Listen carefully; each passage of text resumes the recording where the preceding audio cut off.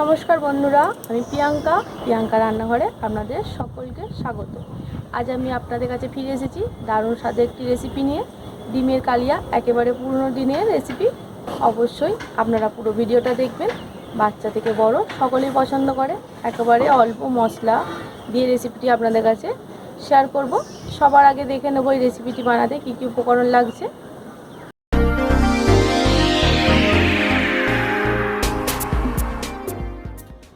ডিমের কালিয়া রেসিপিটি বানাতে কি কি উপকরণ লাগছে সবার প্রথমে আমরা দেখে নেব। নিয়েছি আমি 8 পিস ডিম, 2 চা চামচ রসুন বাটা, 1 চা চামচ আদা বাটা, হাফ চা চামচ চিনি, গোটা জিরে ফোড়নে ব্যবহার করব হাফ চা চামচ, 2টো তেজপাতা, স্বাদ মতো লবণ দেব, 1 চামচ গুঁড়ো লঙ্কা, হাফ চামচ হলুদ গুঁড়ো, 1 চামচ ঘি, সরিষার তেলে রান্না করব পরিমাণ মতো সরিষার তেল, গোটা গরম মশলা বেটে নিয়েছি 1 চা চামচ, 4টে এলাচ, 2টো দারচিনি কাঠ আর লবঙ্গ 4টে দিয়ে বেটে নিয়েছি। আর ধনে পাতাটা একেবারে অপশনাল, অল্প একটু ধনে পাতা আর 2টো কাঁচা লঙ্কা চেরা আমি নিয়ে নিয়েছি। সবার প্রথমে আমি ডিমটা লবণ আর হলুদ মাখিয়ে নেব। অল্প লবণ, অল্প লঙ্কার গুঁড়ো, অল্প হলুদ গুঁড়ো দিয়ে হাতে করে মাখিয়ে নেব ডিমগুলো। ডিমটা মাখিয়ে নিয়েছি, এবার আমি 5 মিনিট এইভাবে রেখে দেবো। লবণ লঙ্কার হলুদ মাখিয়ে 5 মিনিট রেখে দিয়েছিলাম আমি। এবার আমি ঝাল নুন ভালোভাবে ঢোকার জন্যে এইভাবে কাঁটা চামচ দিয়ে চারিদিকে ফুটো করে দেব।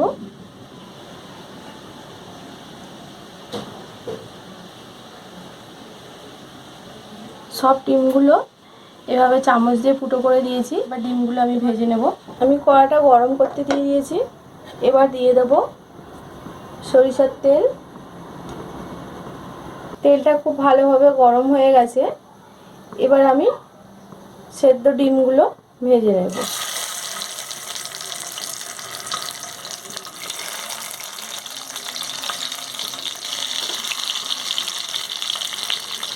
হালকা আঁচে ভালো বেশ লাল লাল করে ভেজে নিয়েছি। এবার আঁচটা কম রেখেই ডিমগুলো তুলে নেব।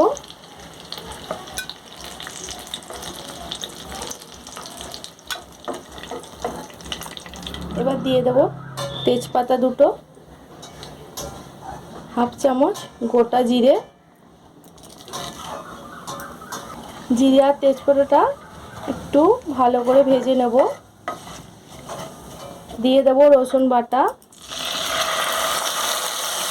দিয়ে দেব আদা বাটা, দিয়ে দেব হলুদ গুঁড়ো, দিয়ে দেব লঙ্কার গুঁড়ো, দিয়ে দেব লবণ। এবার যে বাটির মধ্যে মশলাগুলো রেখেছিলাম তা থেকে অল্প একটু জল দিয়ে দেব। দিয়ে মশলাটা হালকা আঁচে ভালো করে কষিয়ে নেব। দিয়ে দেব চিনি,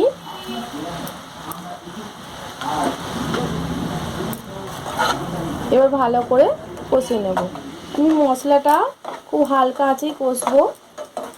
এই রেসিপিটা আমি ঠাকুমার কাছে শিখেছি, একেবারে পুরনো দিনের ডিমের কালিয়া।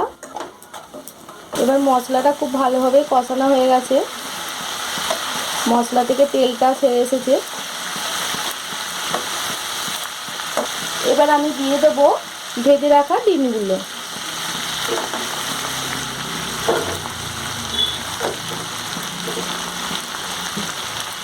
খুব সহজেই খুবই সুস্বাদু রেসিপি, খুব ভালো লাগে খেতে এইভাবে রেসিপিটি যদি বানানো হয়।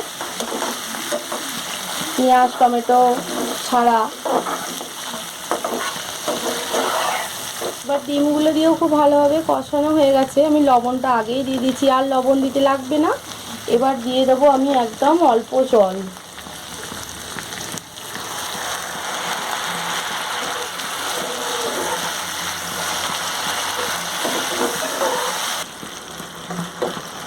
অল্প জল দিয়ে দিলাম। এবারে দিয়ে দেবো ঘি,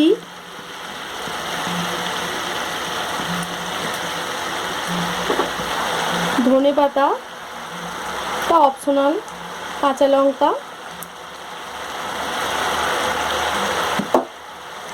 আর দিয়ে দেবো গোটা গরম মশলা বাটা। খুবই সুস্বাদু একটা গন্ধ বেরিয়েছে ঘি গরম মশলার। এইভাবে সব কিছু দিয়ে ভালোভাবে মিশিয়ে নিলাম।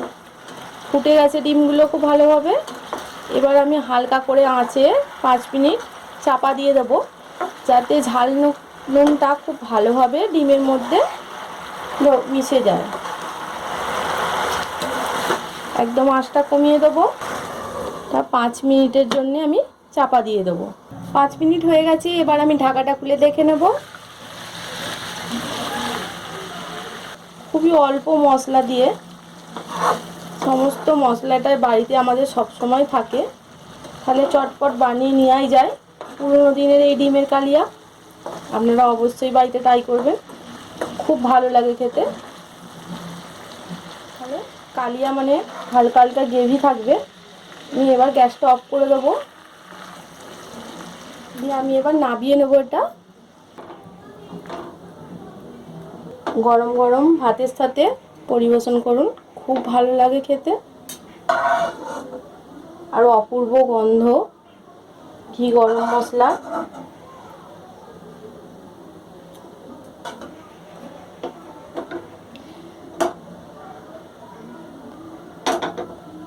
ডিমের কালিয়া রেসিপি আমার একেবারে তৈরি।